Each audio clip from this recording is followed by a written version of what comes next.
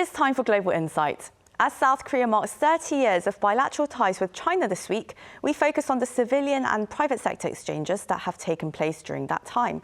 And Roh Tae-woo, president of East Asia Culture Center, is a Seoul-based lawyer who has been promoting the strengthening of cultural ties between East Asian countries. He's also been part of the Yoon government's transition team on national unity. And of course, his father, Roh Tae-woo, was the country's first president directly elected to office in 1987. And during the former president's time, he landed major diplomatic achievements, the most significant being his Nordpolitik, or Northern policy, which established diplomatic relations with China in 1992, as well as Russia and Eastern European nations such as Hungary, Poland, Romania and Bulgaria. And we invite Dr. Roh to the studio today. Very good morning to you. Thank you so much for joining us today. Thank you very much for having me here today. Right, and of course, you've been at the forefront of strengthening ties between South Korea and China, especially on the civilian front. And your father obviously he laid the foundation of South Korea and China's modern relations today. So looking back on this 30-year relationship, how would you characterize or really define South Korea and Beijing's relations? Well, establishment of diplomatic relationship between South Korea and People's Republic of China in 1992 was a historic event, overcoming the differences in ideology, political system, and wartime animosity. And after that next 30 years, we all witnessed an unprecedented success on a bilateral relationship between Korea and China. China without Korea could not become a G2 country today, and Korea without China could not have become a developed country. So people talking about all kinds of challenges that we are facing these days, but despite all those challenges lying ahead of us, I think both countries and people have to be more proud of our history and thankful for having each other as our partner, close partner. And I think we have much to gain from mutual cooperation from each other than otherwise. And it's true that despite the challenges that you mentioned, South Korea and China, they have had a win-win relationship over the last 30 years, during which, as you said, it's helped both countries achieve economic prosperity. And well, however, the international climate, though, Dr. Roh, it's been growingly tense in this region. And given the geopolitical tensions between Washington and Beijing, is this something that might hinder the bilateral relationship between Seoul and Beijing? Do you think, to what extent do you think we can really cooperate, and where should we draw the line? Well, it's a very difficult subject, and I'm not a foreign affairs expert, so I can't really comment precisely on that issue. But as our bilateral relationship has changed, so did the global dynamics.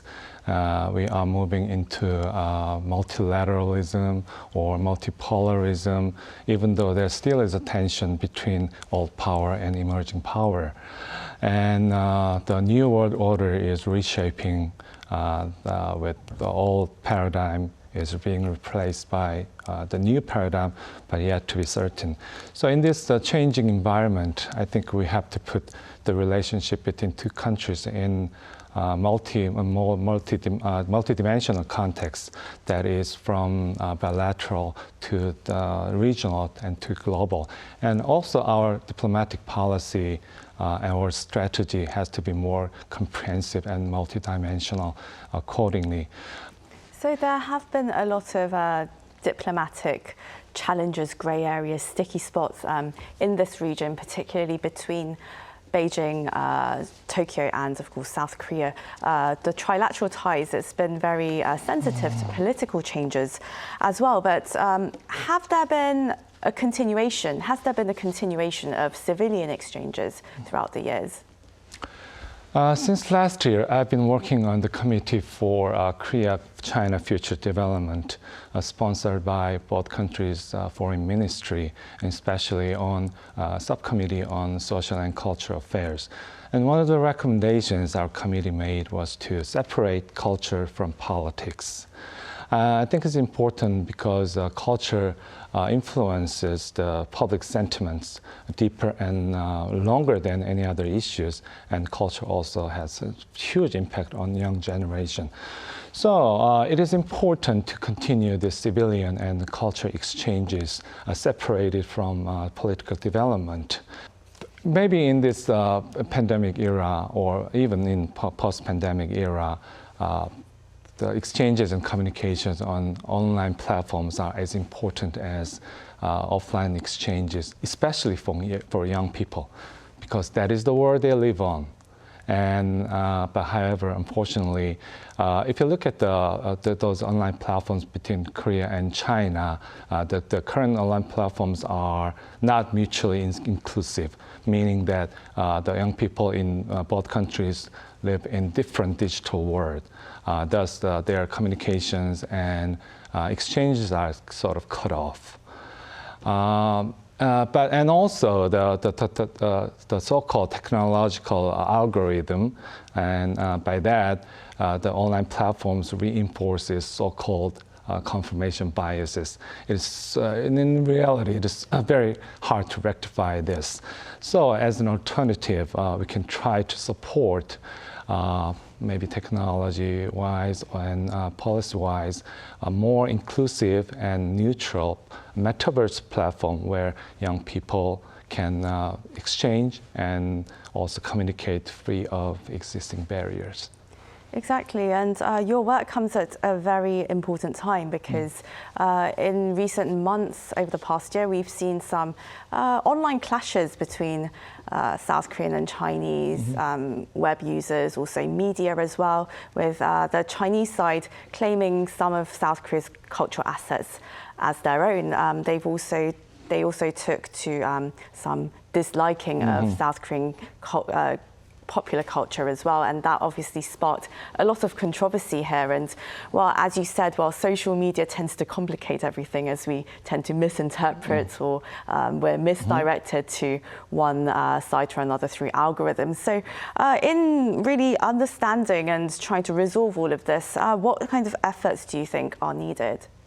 Well, first of all, we should all remember that cultural ownership by national identity is meaningless. Culture is to flow freely, commonly shared and upgraded and developed together.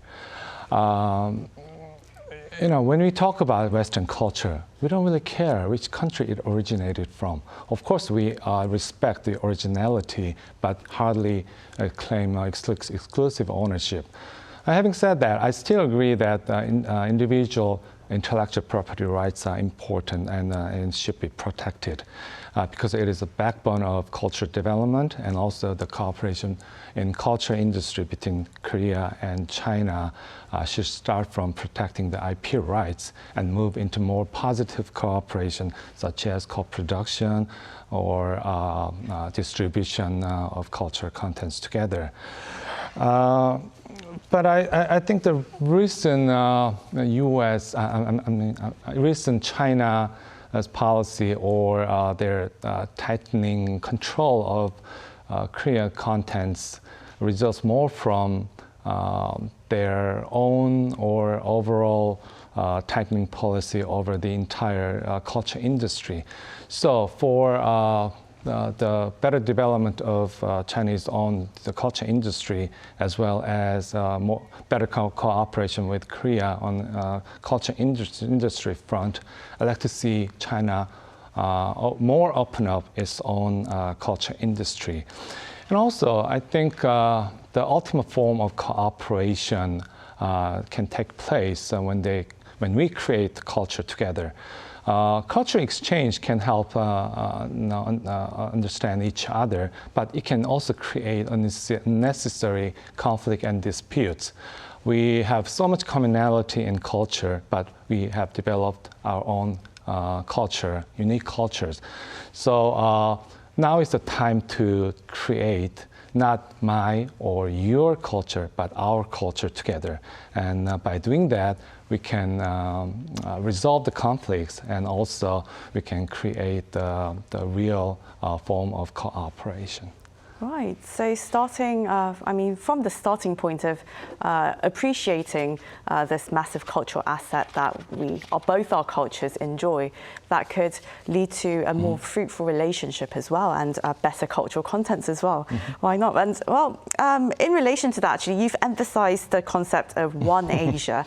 And well, first of all, could you explain to our viewers this concept of One Asia that you conceived, and also, is it possible to pursue this One Asia notion when South Korean, perhaps Japanese, they seem to be perhaps growing more distant from the Chinese in terms of ideology or in terms of values that they hold? One Asia culture is the culture that contains Asian value, transcending national boundary, and also at the same time universally acceptable.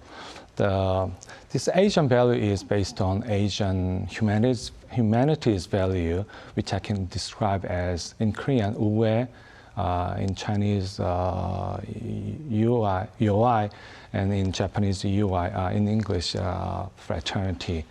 And its underlying concepts include mutual respect, openness, and multilateralism. And it is also the culture of blending and integration.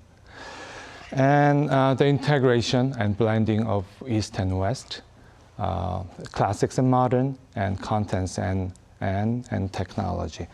There was a time when J culture hit the world, and now is a time for K culture. And what comes next? Maybe C culture? I don't know. But I'd like to see more comprehensive and inclusive culture. The core philosophy should be blending or integration. And in fact, this integration of creating One Asia culture is already taking place. The artists from 3 countries at least are collaborating now. Look at, for example, the movies Broker and The Decision to Live that we all watched, which won the Cannes Awards recently. Right, and well, despite the, amid very testing global challenges in the geopolitical environment, South Korea throughout the years, it's tried to play a mediating role between Washington and Beijing, particularly under the leadership of your father. So in what ways has South Korea really been playing that role, and what role do you see for it going forward? Maybe I can talk about what happened during my father's term. At the time of the diplomatic relationship, the principle that my father emphasized were mutual respect and trust. And I believe he communicated with the leaders of China and US and other Western countries with these principles. In 1988, my father announced the July 7th Declaration that paved the way for Northern policy, which culminated in the establishment of diplomatic relationship with China.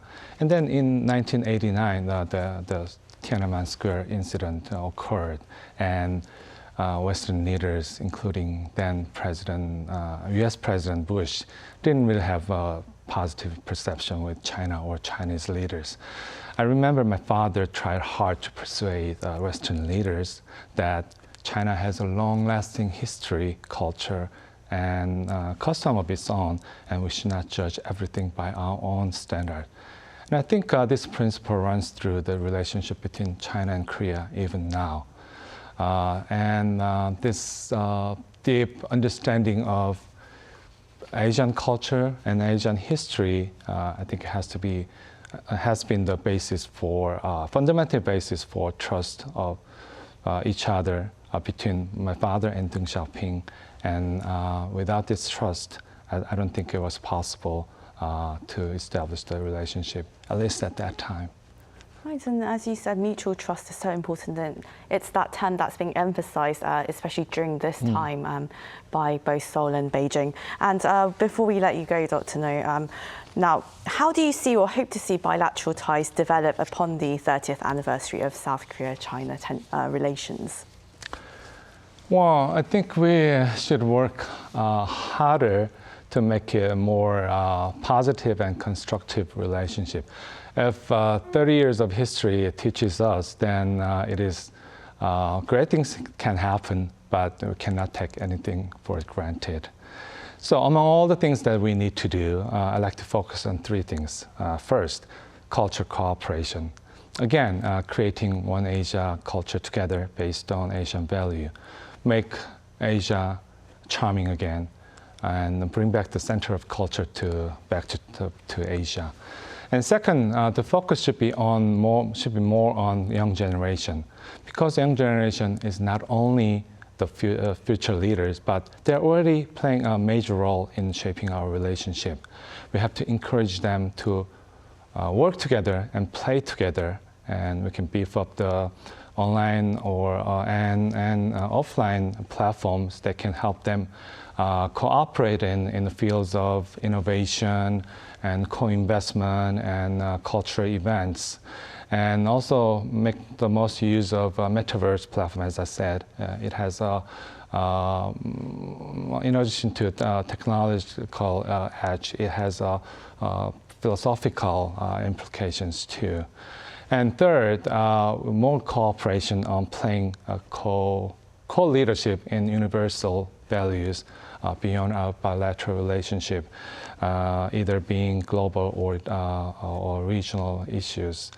So we all have to remember that one of the best ways to turn this little bit of negative attitude or sentiment toward each other into positive ones is to keep creating common goals and work on those goals. Right, so despite those headlines saying is this the end of the Asian century, you said let's make Asia charming again, and that's great. I'm looking forward and really focusing on the shared values and the potential that the countries have. So thank you very much for your insights today, Dr. Roh Tae-woo, President of East Asia Culture Center. Thank you so much. Thank you.